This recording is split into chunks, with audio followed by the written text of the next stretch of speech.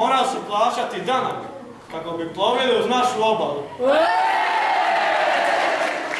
Samo ime mi kaže da sam branitelj mira. Nisam se proslavio ratom, nego očuvanjem mira. Hrvatsko carstvo u moje vrijeme se raspalo. Pa sam postao samostalni vladar.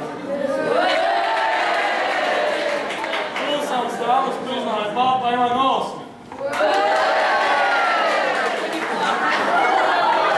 S kojim sam se stalno dopisio. Vraćaj se! Ja, Papa Ivan VIII, godine gospodnje 879.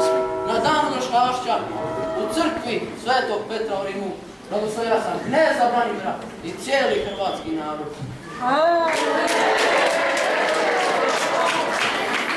Na ove sam ulomke urezao svoje ime.